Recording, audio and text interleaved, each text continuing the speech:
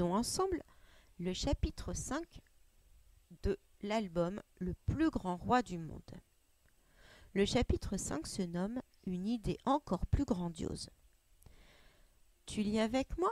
Normalement, tu as déjà lu de ton côté et maintenant je te propose de le lire ensemble. Je vais essayer d'adapter ma lecture pour que tu puisses suivre avec moi. On y va? Allez, à deux. Chapitre 1. Non, paragraphe numéro 1. C'est déjà mal parti. Une nouvelle fois, le roi réfléchit. Comment réussir à entrer et à sortir du château sans que le prince perfide en profite pour lancer un assaut?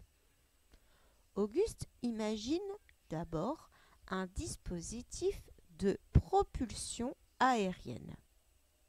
Il place une catapulte hors du château et une autre à l'intérieur. Mais le résultat n'atteint pas ses espérances. D'ailleurs, les volontaires désignés pour tester cette invention ne sont plus là pour en parler. Paragraphe numéro 2. Alors le roi réfléchit encore. Et quand son cerveau fume à nouveau, il s'écrie: « J'ai une idée de génie. Nous allons construire un pont qui se baisse et qui se lève. » Les menuisiers et les maçons se mettent au travail sur le champ. Avant le coucher du soleil, le pont est terminé. « J'ai besoin d'un volontaire, » annonce Auguste. Paragraphe numéro 3. Bizarrement, la cour du château est déserte. « Bande de vils pétochards, abominables trouillards !» fulmine le roi.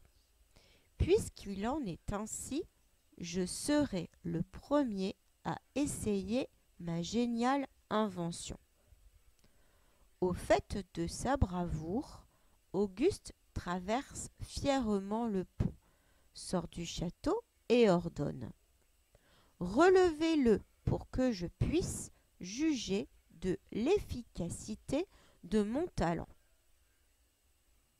Paragraphe numéro 4. Les gardes cachés derrière les meurtrières relèvent le pont.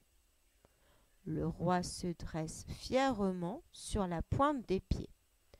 De tous les rois, c'est le plus grand. Mais soudain, une voix bien connue résonne à ses oreilles.